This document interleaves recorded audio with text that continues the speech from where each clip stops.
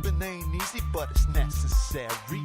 I be getting weary, cause shit be getting scary. But sit back, relax, and don't you dare worry, cause I be hitting wrongs with a righteous fury.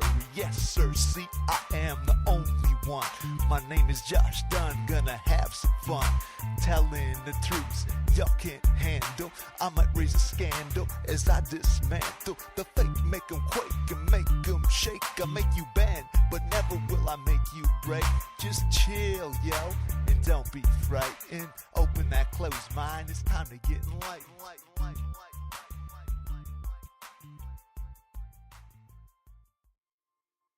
Well, folks, we're back again. Welcome to Gimpin' Ain't Easy, cause it ain't. Episode 13. Unlucky if you're superstitious like I am. I'm scared. I think this microphone is trying to eat me. That's not true. We haven't got that big a budget for those kinds of drugs. This week's episode is brought to you once again, as always, by Cafe Saint-Poil, where this week's feature VHS is Casino. Is this the 1995 film starring Robert De Niro and Sharon Stone, chronicling the lives of powerful cats in the gambling game in Vegas? Or is it me, as a 12-year-old BG, teaching you how to count cards? Buy the tape to find out. We're also brought to you this week by Charlie's Club, where most shots are $2.75 on Tuesdays, so even if you make some real bad choices, you won't go broke making them. Toddy is still out of work and the GoFundMe is down, so drop by Chuck's with some bucks for Todd. And Laura, the cause of his broken ankle, who in the past I've threatened to steal all their spoons and the toilet seats at her workplace, this week I'm going to steal your identity and frame you in the biggest My Little Pony heist of all time, if you don't go in and pay your tab. We're also brought to you this week by Coca-Cola. You can use it to clean the rust off your bike, so that's gotta be great for your insides.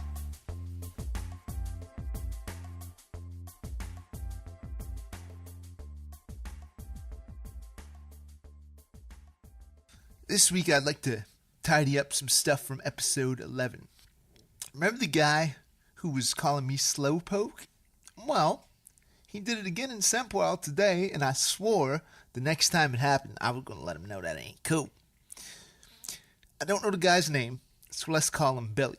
Well, Billy was in Saint-Poil today again, begging for money to clean the green bin. Now, I could have called Billy Oscar the Grouch or some shit, but that ain't cool, man. Billy's hard up, you know? If he's pleading to clean the compost can for a few bucks, he's struggling, man. So I see Billy on the way home, and sure enough, he says again, "Have a good day, Slowpoke." So I gotta say something, right? I say, "Please don't call me that. I find it very offensive." And you know what Billy says? Billy says, "My apologies." Well, Billy, I'm turning you into William now, out of respect, because that's what you showed me. I appreciate it, sir. Now, if someone who's struggling that bad can take responsibility for his actions, why can't someone who's doing well do the same? Folks, I'm going to welcome my guest, and before she corrects me on the pronunciation, I'm going to try to get it right. I've heard several pronunciations of this. It is Clare Waque? Waque Waque. Waque Waque I answer to, as well as Waque, Waggy, Wake, Woke, Week. The correct pronunciation is Waque, but there should actually be a accent aigu over the E. And on the social media, I dropped the E early on, I suppose in hopes that people would just call me Waque. Right.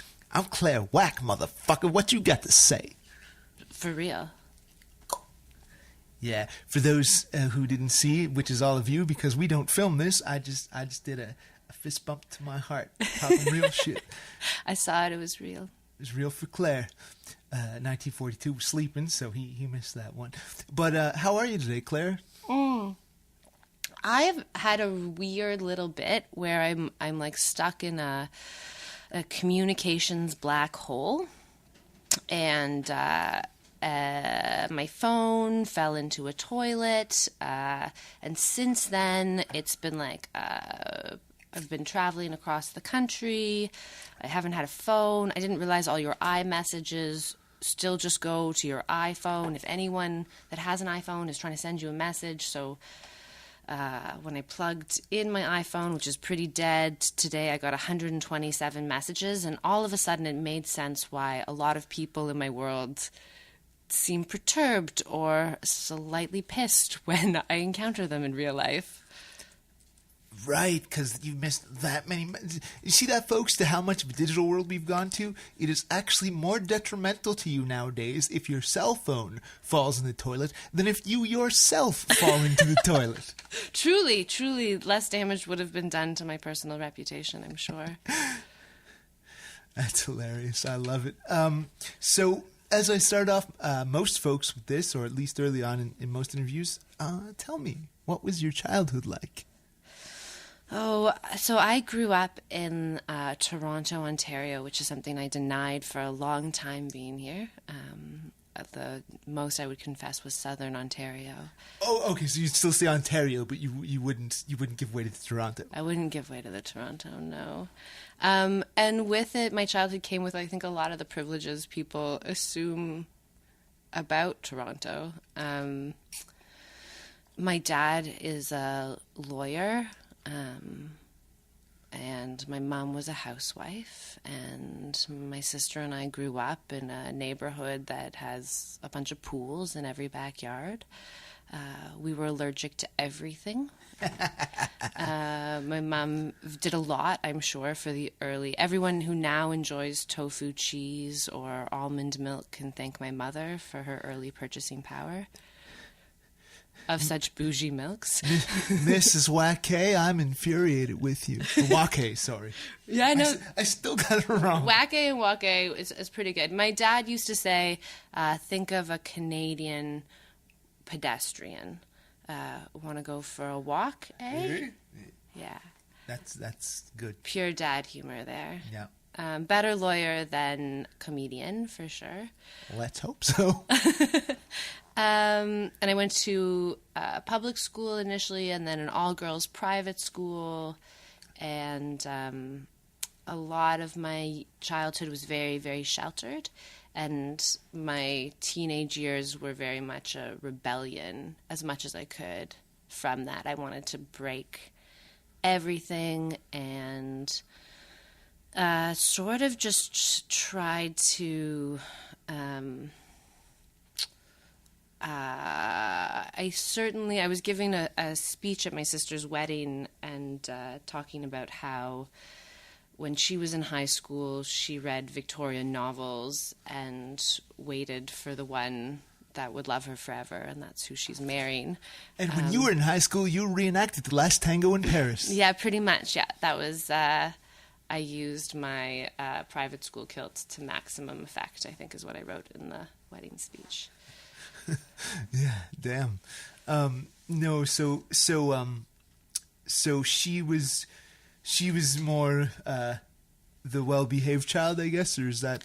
Oh yeah, if there's like, every family sort of has its angel. My sister is certainly, like, she's the one that doesn't just call every Sunday. She like goes home once a month and lives close to my parents, and is really has always been about sort of holding the family together.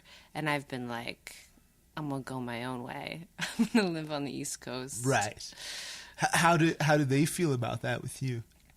I think they see it as like, I don't know. Sometimes we have these like really interesting dinner conversations where we'll like psychoanalyze each other. I think like it's kind of a yappy thing to do, to sit around the dinner table and psychoanalyze each other. But I'm just like the typical older sister who's got to like break the mold and be different and drive the parents crazy with her antics and lack of regular communication.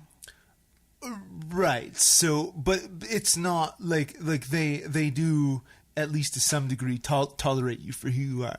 Oh, yes. They love me very much. And I think it's just, they accept my wild child nature almost and see it as perhaps an endearing quality, or like, you know, every family has their like, Right. oh, they're independent, I think is what they'd say about me. She's odd. Yeah, she's the one that's in the arts. She's living in Nova Scotia, working on a farm.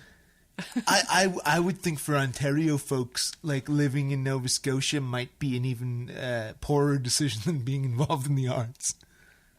That's true. Yeah, I wanted to they share. question that for sure. Yeah, I wanted to share this with you. When I was in when I was like, I had my 11th birthday there. So this would have been summer of '94. I went to Ontario with my mom, seeing her closest friend in high Did you see school. a Jays game? No, because the motherfuckers were on strike. The What? one year I made it down, that was the baseball strike season. Yep. So I was fucked on that, pissed. And but this blowhard that was like one of their neighbors who we were staying with was like blaming me for like the Maritimes in Nova Scotia taking like transfer payments. And like, yeah. And I'm like, so I was like, and like, and I didn't know, right? And like, let's assume that's actually true. 11. That like yeah, exactly. Let's say Nova Scotia or the Maritimes or whatever it was bankrupting the country. To blame a small child, shame on you, sir. You fucking idiot. So you did the private school thing for a bit. I'm going to assume. Because it kind of kicked my ass at first because, and from what I understand, the public school standards have even declined since I was finished in 2001. Did the Ontario private school scenario prepare you better for your King's experience, do you think? Right, yeah. So we met at the University of King's College, what must be like more than a decade ago. And I think Did we meet there? I think so. Because, man, I'm learning, and sorry to interrupt you, but I'm learning things like every show because I thought that, like, I knew you as Clare Waque, the bus stop. The bus stop girl. Right? And like I found out from that, and like I think you seeing my first show, and I knew about you a couple of years before that you saw my 2013 Fringe show with Howard, and that you went to King's, like so you Maybe I knew you through Howard. No, By. probably not, because like I only started hanging with him just before the show, so like late 2012. So, and I mean I knew who he was for a good few years before that, but so when did you finish at King's? I finished at King's in 2009, but I started there in 2004. I did a 5-year. So you would have honors. Yeah, you would have seen me there. So I would have been there in both 04 and 05. So we definitely, it's very probable that we cross paths. And what did we say? You might not remember me from back then because I had fuchsia dreadlocks. Okay. Maybe if I still had fuchsia dreadlocks, it would. That's memory, not right. But did we like? Do you remember any kind of conversation we might have had? Or sorry, folks, if this is not entertaining to you, but I'm just curious to my. But I think to me it is like really symptomatic of the Halifax experience, which is that often you see someone for years. And you like run into them in the hall, or maybe you share a conversation outside of a coffee shop, but you don't really know each other.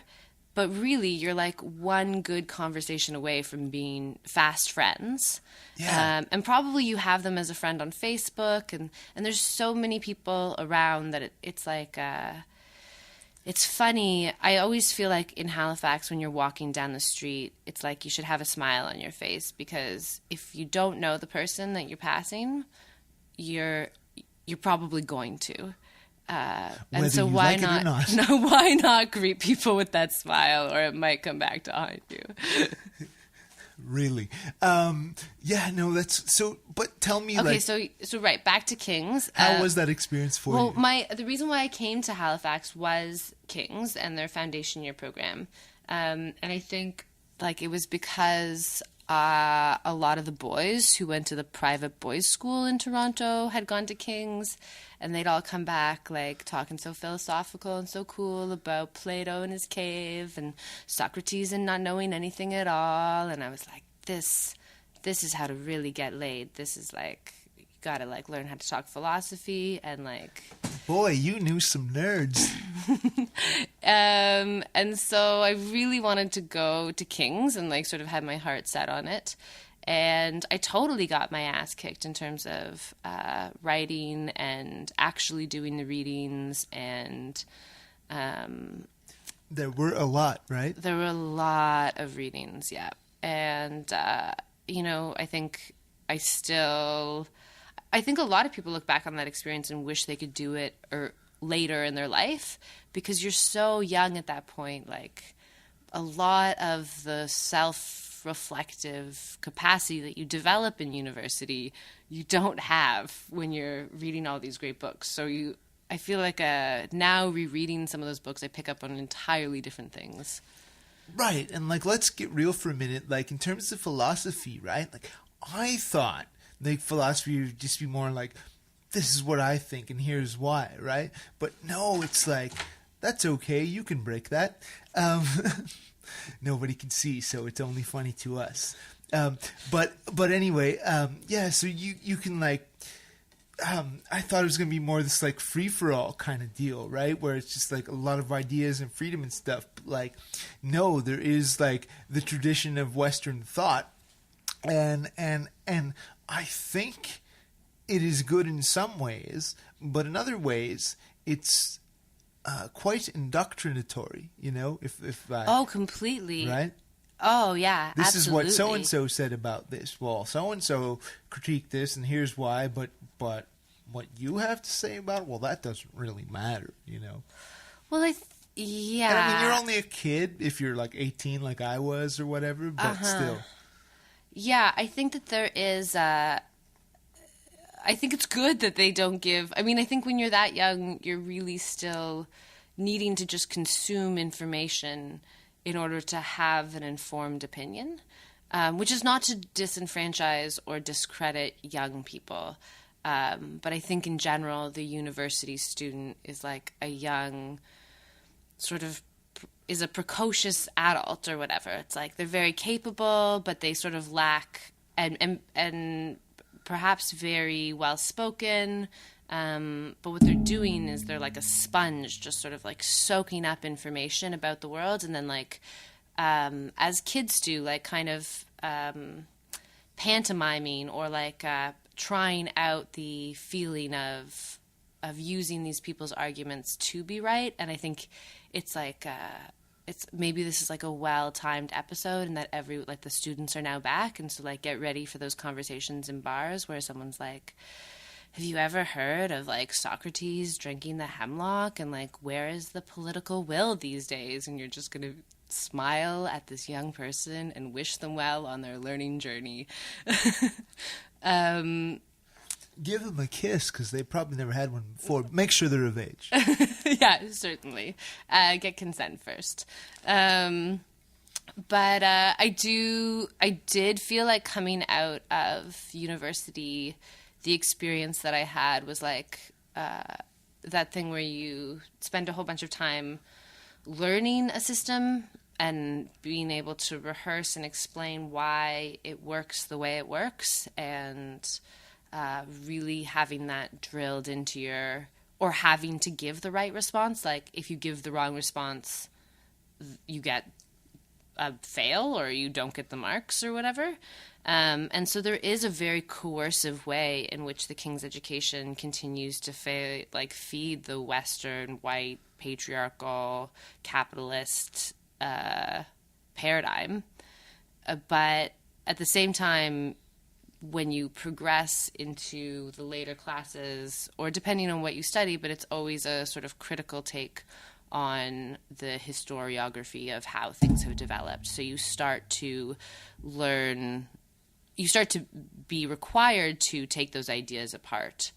But it's hard to be trained in a system of thinking and then be expected to dismantle it and have any hope left at all. Like, it's I think if the experience works in that King's gives you this foundation, which is the Western capitalist foundation, then the rest of the program at this philosophy school is supposed to help you realize how you could it's supposed to deconstruct that.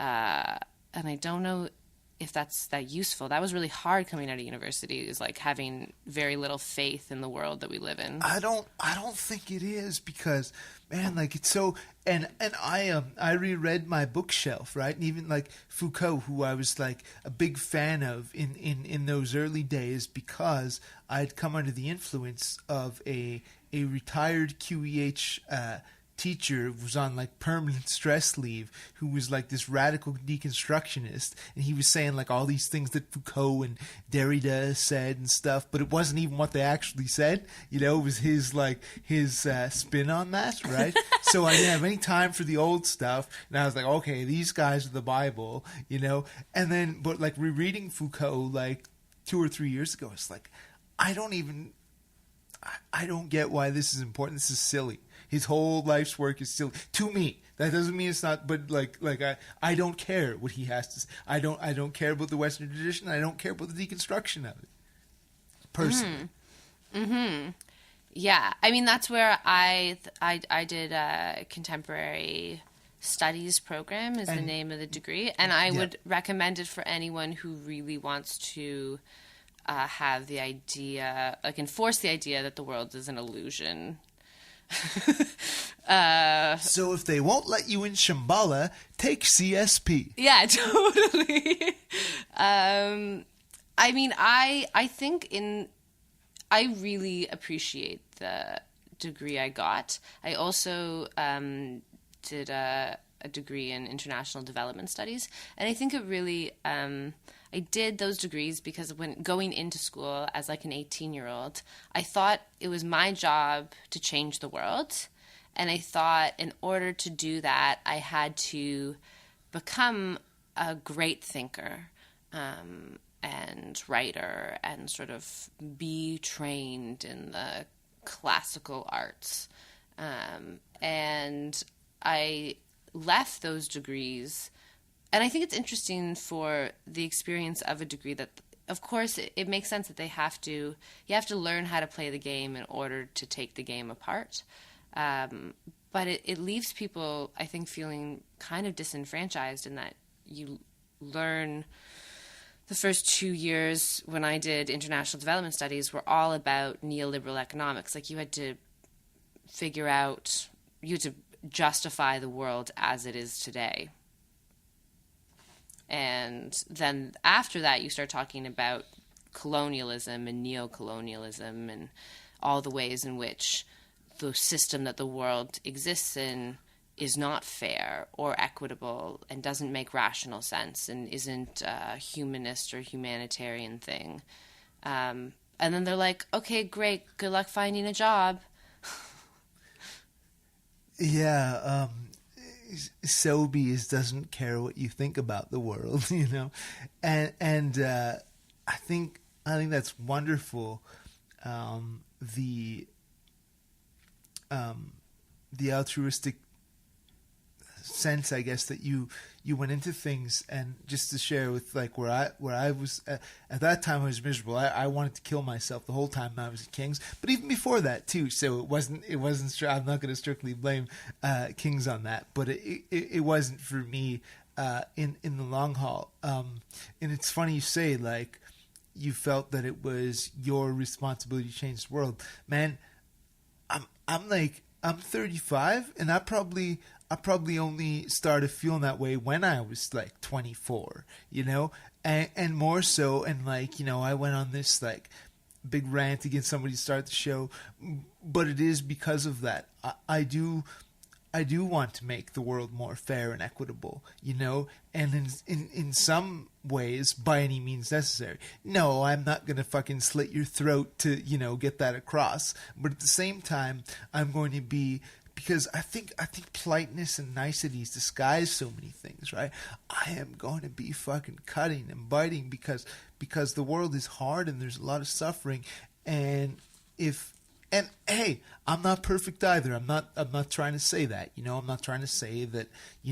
I'm this infallible God come from my high horse. It's nothing to do with that. It's that I just like to tell the truth, and I think some people are miserably failing when given the human capacity for decency and kindness and love, they could be doing a great deal better. Yeah. Whoa. Mic drop. Heart bump again. I think it's really hard. Universities are still a school. Or I was working at the Spatz Theatre and walked out into the lunchroom of Citadel High, and just the environment, like all of these young people who are all striving for excellence and dealing with their own insecurities and fantasticness and so much change and so many social factors. I felt insecure for the first time in years. I just it was almost like hormonal or pheromonal, like the hormones in that high school just made me go like, oh God, like is there a black sweatshirt I can wear somewhere? Can I hide, please? Can I hide? And the way that school sets you up to be constantly judged, you're always in this evaluation matrix. And so I think I really appreciate the life I've had here in Halifax, because by the relationships you have, or just this, just walking down the street, you don't have to have proved yourself here. If you're around long enough, you'll probably end up on the cover of the Coast. I did, but I got cut, and they ran the paper without telling me. Really? Yep. Oh, no. When did that happen? 2009. I'll never forget it. Those dirty pricks. Damn. But to be more positive, I love this sort of thing about, because you're like going into the auditorium or wherever it was, a little high, right? And you see these kids and the hormones, the pheromones, and just the fucking sheer pot, and you're like, if I fuck this up, this isn't good, right? This is the future, But I'd like to assuage some of those worries a little bit and say that even if you did fuck it up, those kids have had so much other bullshit to deal with that worst case scenario, you're not going to hurt them that bad. Yeah, I mean, I didn't even have any interaction with the kids. I was just working in the theater and they were having their lunch. But just that feeling. Oh, I'm sorry. I thought you had to do a talk or something. No, I was just using their washroom. But I think that's the thing with schools are this way in which you are surrounded by other people who are your peers, but it creates also this semi-competitive environment that is really charged, and I think when I go back to Toronto, I feel that way. Kind of in Toronto, it has this supercharged energy, where people don't ask each other how you're doing; they ask each other what you do for a living. And I think there's this way in which when you're in school, you're in this judgment cycle where everyone's trying to prove how good they are, and I don't think it's a healthy psychological environment for people to be in. I don't think people do learn their best or are their best selves when they feel like they're being judged or feel insecure. Yeah, I couldn't agree more. I mean, I think that that sets you up, and then when you get in the adult world, I'd be someone to say, well, what do you do? Well, I'm an artist, but most of the time I'm fucking welfare, so I don't do nothing. So in that concrete financial identity sense. But it's a funny thing, we got into this. I assumed erroneously that your your co-degree that I don't know if you have to still do that now, but at least in those days you had to pair like CSP with something, right? You said IDS. I assumed that it was theater, right? But so tell me, like, how, like, were you creative in other ways? Like I know you as, and I mean, I've never seen you on stage, but I know you as an actor that got into more of the management side of things. But tell me, how did your interest in theater come about? Oh, right. So, I always liked theater. I loved how when you get a group of people together, or I love the conceit of the director, you know, that you have like a little group huddle and then you like all are like, okay, let's all wear matching t-shirts. And when this guy stamps his foot, we'll all jump up in the air. Heil director! And like I think, like, to me, that way in which a group of people could get together and sort of construct something that would seem to be magic or would just amuse and delight people, I think is fun and is sort of one of the ways that our world participates in kind of creating a magic for each other. But like I did end these degrees in philosophy and international development studies like quite depressed and disenfranchised and feeling like, okay, if the whole world is made up, which is what CSP told me, and I can't do anything good for the world by going anywhere else and telling anyone else anything about whatever, and I just got to try to like realize and address the harm I'm already creating by existing in this world and find a solution that isn't kill yourself. What can I do? And so from that very dark place, I saw the Bus Stop Theater somehow as the way that I could do that. When I was in university, I'd property managed as part of my income and helped to pay for my schooling by flipping a house.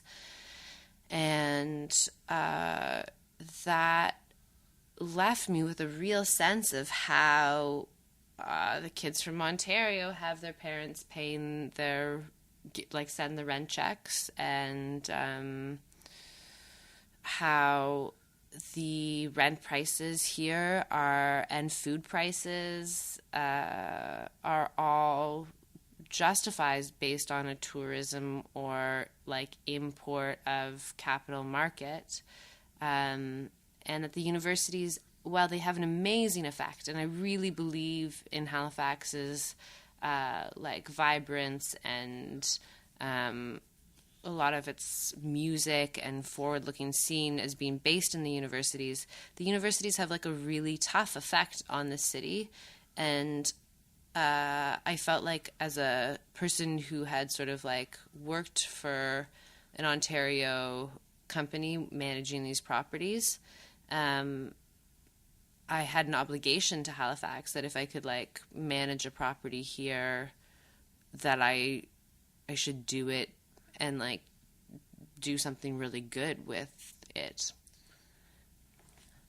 Right, like be part of the community in a powerful way in the place that I've lived and chose to make my home. You know, I dig it, and yeah, I'm actually kind of like, in some ways, surprised in a good way, because like I thought you went to university like most, like I knew you did the King's thing, right? So I knew that, but I thought you went to university like mostly as an actor. But it sounds to me like you came to it out of that, and that's like super similar to like my own experience. 1942 is getting a call. I hope that's that pizza. No anchovies, motherfucker.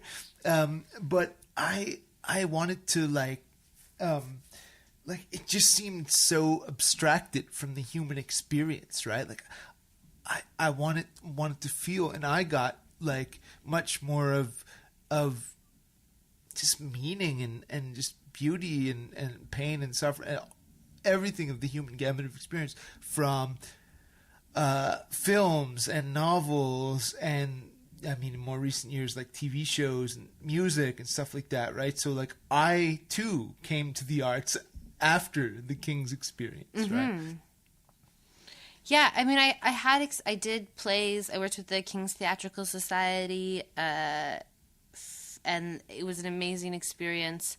Like, I loved how I sort of felt like if the whole world was constructed out of human agreements, like, why the best chance that I had for presenting some change in the world was to show people examples of it through art.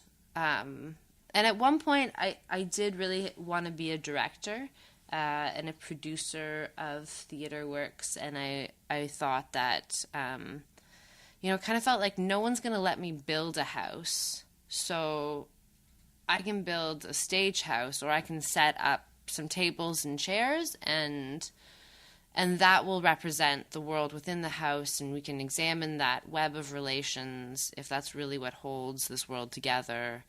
And I really got into Paulo Freire and Augusto Boal and these philosophers who talk about an alternative pedagogy and sort of how theater and its like way that it operates is fucked because we like charge people, and the second that you charge people, like they're disengaging from their empathy, and like we like shouldn't have theater that's like an audience and a speaker. It should always be like an engaged dialogue, and like that's what I wrote my thesis on, and that's what I saw the bus stop as being a place where that could happen. It was a black box space, and there was so much talk about gentrification at the time and the people who were being disenfranchised, and I really felt like, well, the bus stop is a great place for these people to speak.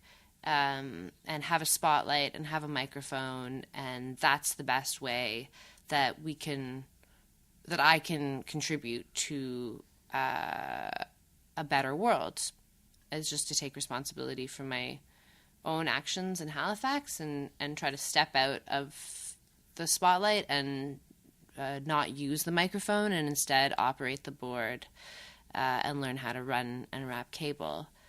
And it was it's been an amazing experience. It's taught me so much, and I do feel really grateful that the bus stop still exists and that it still does that good work. Are you still like the head honcho, like Mrs. Bus Stop? No, I'm not, and I haven't been for years. I got remarried to a farm, and then we've recently, me and the farm have recently split. And I'm like very tempted to start another business, but I'm just trying to also like figure out how to make a regular monthly income. Yeah, man, ain't that a bitch? Fuck. Yeah, no, and not to like take away from what you were saying in your how where you wanted to go with things, but I'd actually like to see you in front of the microphone again. Well, I mean, you're in front of the microphone here, but on stage, because I think you got a lot of soul. Thanks, man. I appreciate that.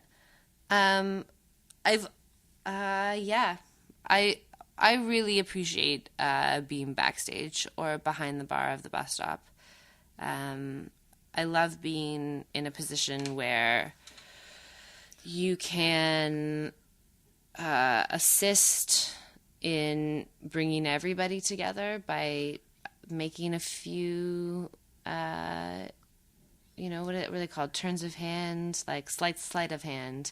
And like, I don't mean that I mean to trick anyone, but I remember the first time that I got to run a lighting board for a play, and I felt like a goddess. I was like, someone gave me my cue. Clare said, "Let there be light." Yeah, and there seriously. was. Well, someone else said, "Let there be light," but I made the light happen, and it came up really nice, and it was the perfect color, and a little bit of red and a little bit of purple, and it really like people went, oh, like it had an effect.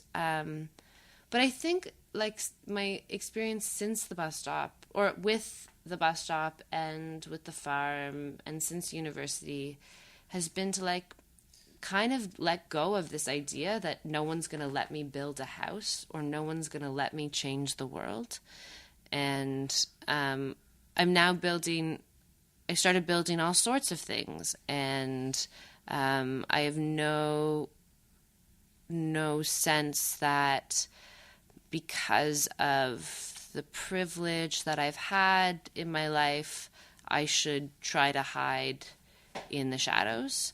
But I think that that's a part of dealing with your background and where you come from, is like learning the lesson that it's there to teach you, that rejecting sort of that is there to teach you, and then owning up to what you can actually contribute.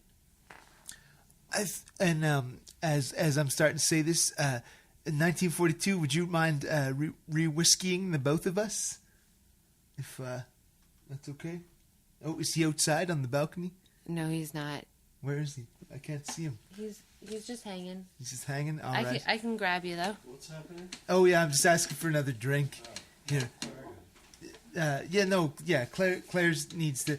But I think that we don't... we oughtn't feel guilty about our...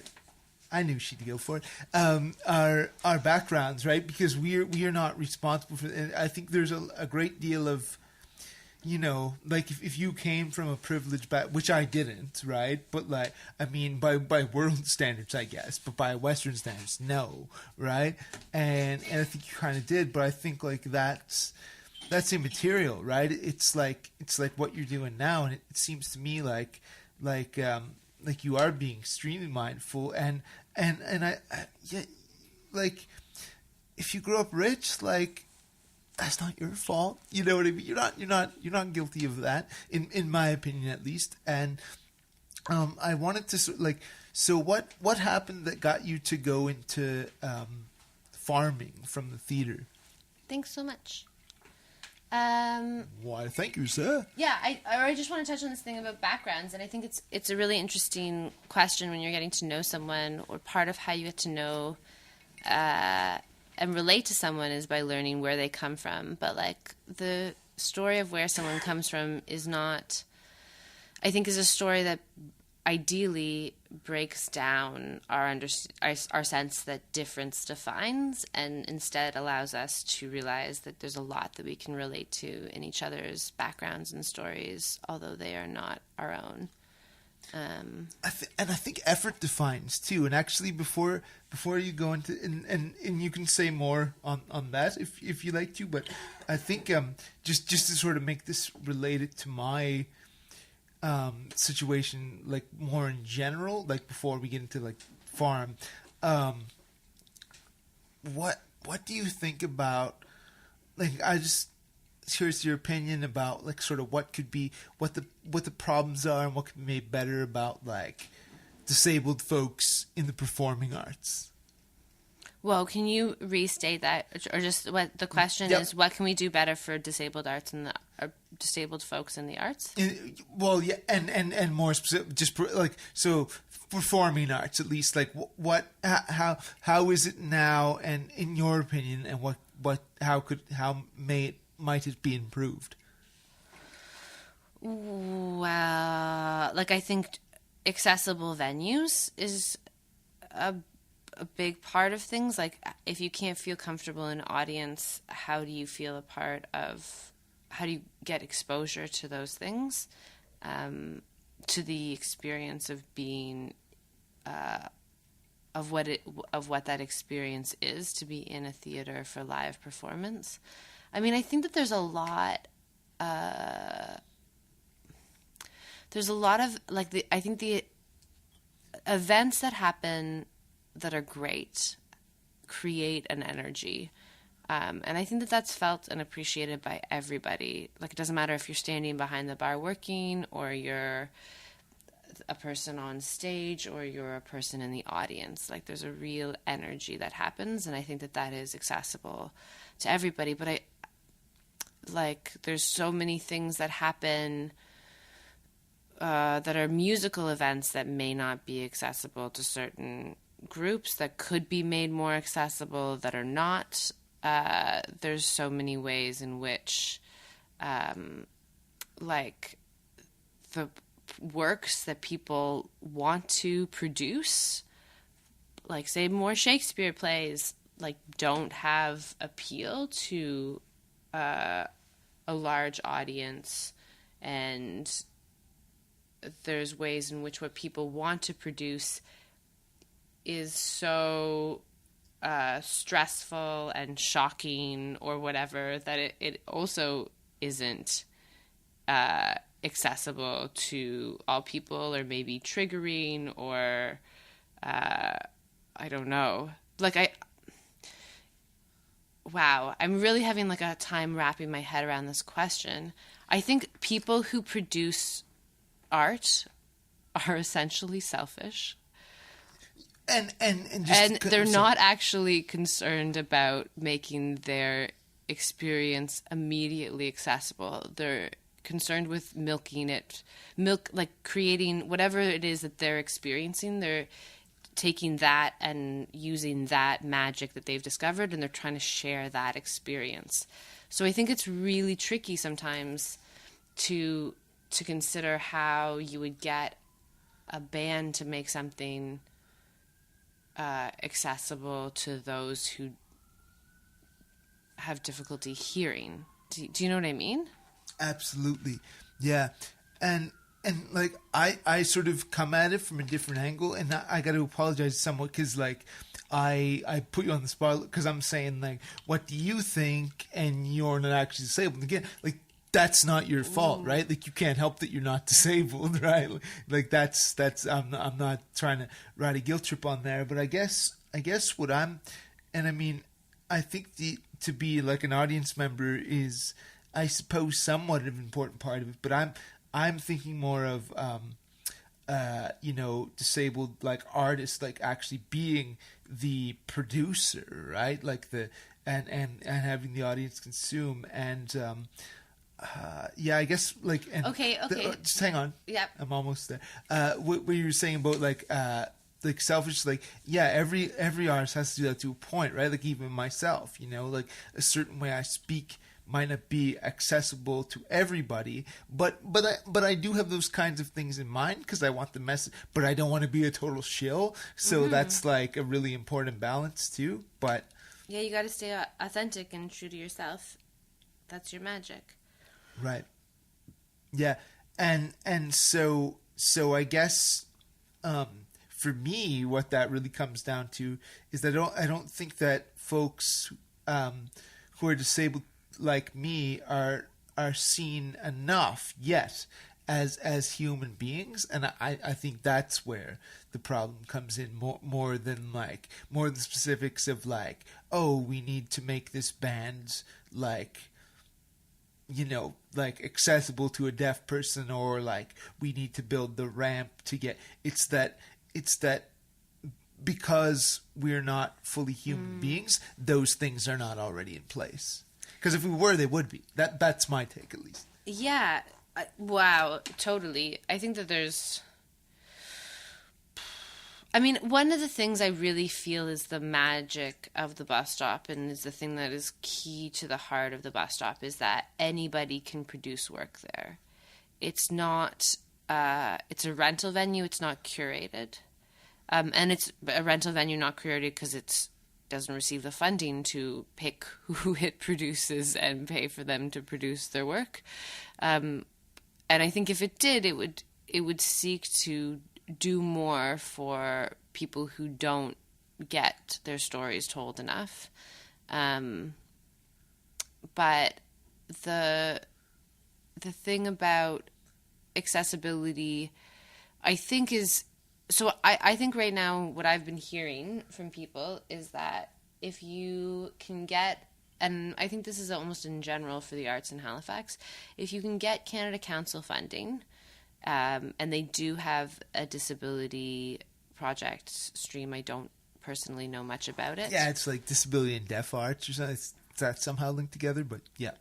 And there's money there, and apparently like good, like there's like some funding there to bring those voices to the fore, and really interested, and it's been seen as a really valuable, like that the return on that money is really high because those stories aren't being told, and so there should be a wider reach for the stories that are coming in, and apparently it is accessible to people who aren't necessarily already Canada Council artists. It's not like they're just giving money to more of the artists that they were already funding that identify as having a disability.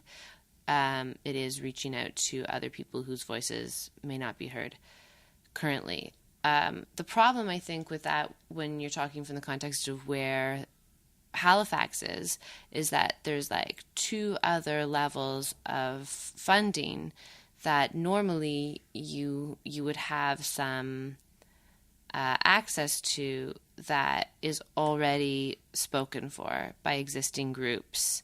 And so for projects or for places like the bus stop, it's really hard to get funding on the municipal or provincial levels because they have an insecurity complex. This is my understanding of it, where like if you're insecure about the art, about what you produce, then you like really have to focus on just your like crown jewels and your like really solid bets. And that's what they do, because they don't feel secure about the level of art that's produced here. And so they don't want to fund anything that's like maybe doesn't have a good pedigree. And the result is that the same stories get told again and again here. And the result is also that what happens is that we keep our own people down, because we don't provide, like, I mean, the Canada account or like a federal agency, how is a federal agency supposed to take, or like, you know, have respect for or fund something that the municipal government isn't recognizing as being important? Yeah, that's a really good point, and just what you're saying has sort of encouraged me to perhaps try some Canada Council stuff in the future. Their application process is more daunting than Arts Nova Scotia, and Arts Nova Scotia's hooked me up now, and just recently for the 3rd time. So I mean that's wonderful. Wait, and I don't mean to like, please. No. Should anyone from the province of Nova Scotia or the city of Halifax be listening? She loves you guys. I think that you guys do great work, and I really would like for you guys to work with the bus stop or any other project that I should propose to you. And you guys have funded me, and so I can say the bus stop is straight gangsta in a good way. I mean that not that real gangsta, you know, hurting people stuff, but the gangsta and the true cowboy mentality of just telling the truth and being honest and being good artists. But I mean, yeah, like the trouble, right, with Arts NS is, and this is just due to amount of, they max out at $12,000, right? So you can't make a good living on $12,000 a year, right? Right. Yeah. That's only slightly more than I make on welfare, right? So there's that. When I think you do get into Canada Council, that can start to get into real money. And pardon me, Arts NS might have slightly greater funding for groups, but $12,000 is the max for an individual for any project, like no matter what. So yeah, I don't think we need like. Was there anything you really want to say about farming or anything like that, or because I don't really think it necessarily relates, but if it's something you're passionate about that you'd like to put out there, because I know that yeah, was I think for a while. It's important to spend time outside, and it's important to trust nature. Like that, or it's like a great psychological, spiritual, mental health experience for me. The idea of creating an organic farm. After the bus stop project, I'd spent 5 summers locked in a black room that had no air conditioning, and I was sort of a broken and sad human after it, and the experience of planting little seeds and selling shares in a farm and hoping and praying that if it didn't work, my goodwill would serve me through and I could repay people's shares and still make it out. And just how much it's just really, really reassuring how much work nature does for us. And you really see that when you watch something, whether or not it's a carrot or a basil plant, grow from a seed, which is nothing, right? Like you just drop this thing in the dirt and then kind of keep it damp. But I really recommend growing things to anyone, anywhere. Help people grow things, and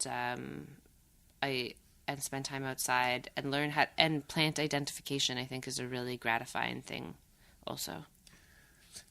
Man, I planted a Twinkie and ain't nothing happened. I was trying to grow a Twinkie tree.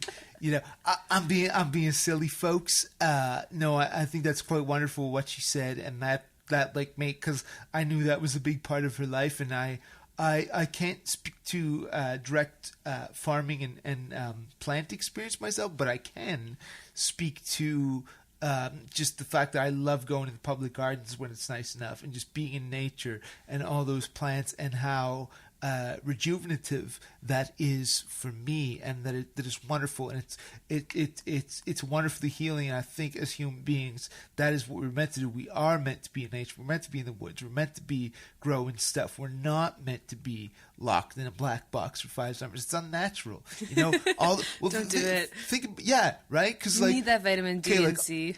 Office jobs, right? Like, really, I mean, I guess you could have some church clerks or whatever thousands of years ago or whatever, but really, like, that all coincides with the Industrial Revolution. That's 1880s, right? The very start of it. So that is not bred into the human DNA in anywhere near the way of being outside and being part of the land is, right? So I guess in a really convoluted way, I'm trying to say reconnect with nature. And I'm sorry I didn't prep you for the final question. But before, Also, I think, like, about farming or whatever, like, eat food and, like, prepare food with friends, because food is an amazing way that we interact with our environment all the time. And, like, in anything that you eat, you are participating in a whole bunch of stuff that nature has grown. I feel like I sound really airy-fairy, but, like, that feeds our bodies, and we can share that with each other, and that is, like, a really great way that farming provides for every living human thing, is just by feeding us, like, turning sunlight into chlorophyll, and then we get to eat spinach, and it's really delicious and so good to gather around together to share food. See that, folks? It's good for your nutrition and also brings you together. Now, I don't think that's airy-fairy. I think that's airy-munchy, you know?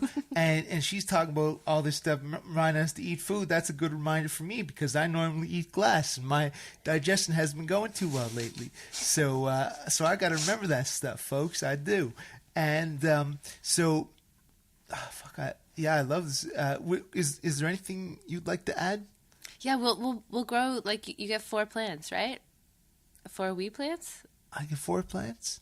I think everyone gets 4 plants, everyone in Canada. Oh, so maybe, I know that. We could, if you wanted to, grow your plants. I could help you grow your plants. I could hook you up with some good compost. That'd be dope. Yeah, it would literally. Yeah, potentially literally, right? No, actually, an accurate use October of the word 17th. Yeah, I ain't breaking the law yet. But that's it. That's all I have to say about farming. Yeah, it's good for you. That's what she means, I think. So here's the closer. Don't worry about it. Just what naturally comes to your mind. What do you think the meaning of life is?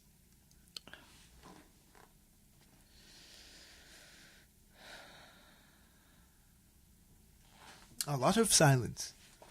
Yeah, well, Mark edited the silence out. Do I get like 2 minutes, I think?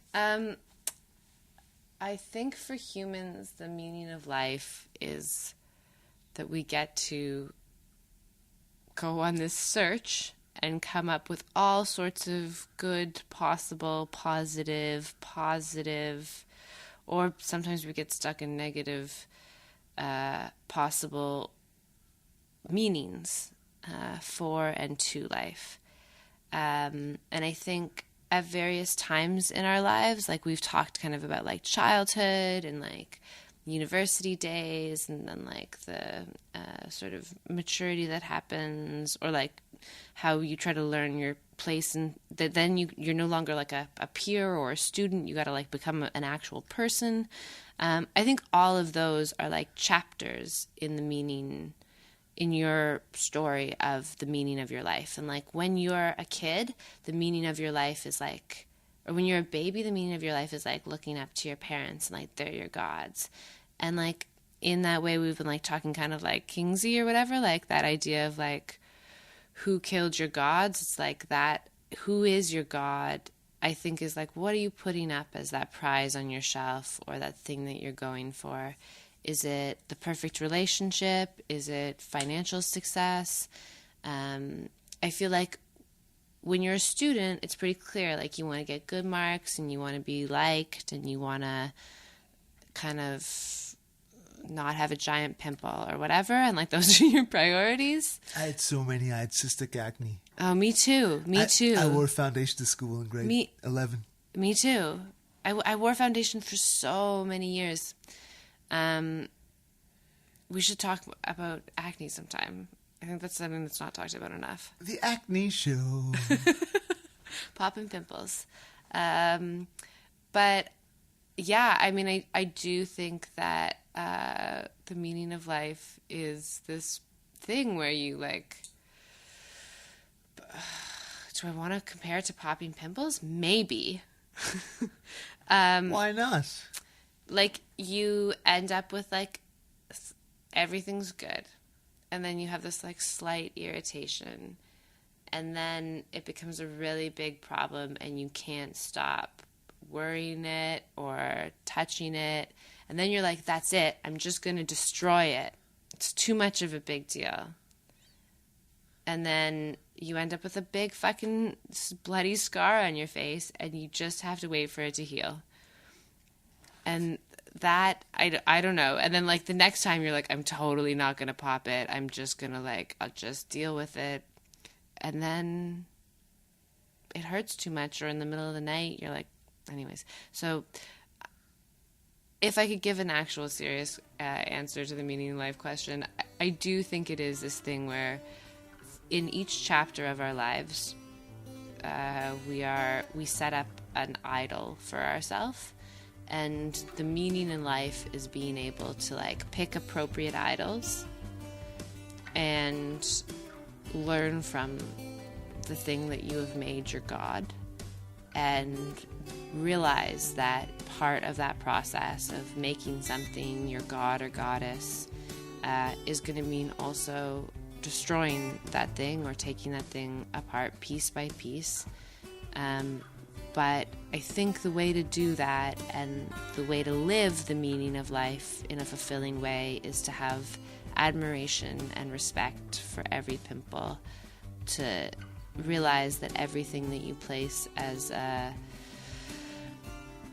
altar, everything that you subscribe to, you may one day lose faith in, and the thing is not to hate that you had to learn a lesson, but to collect those lessons as part of your armor and something that makes you stronger and also more empathetic. There you have it, folks. Pick the appropriate idols for the appropriate time in your life. Don't stick to them when it's necessary to make a change. And especially, and perhaps most importantly, pop your pimples before they get pussy and bloody. Folks, she's been Clare Clare Waque. I've been Josh Dunn, and this has been Gimpin' Ain't Easy, unlucky number 13. Remember, folks, look yourselves in the mirror every day, especially when you're feeling down. Give yourselves that Ric Flair, woo! And tell yourselves you're the greatest of all time. I know I am. Good night, and our producer is snoring. Josh, you're the fucking best. I'm fucking something.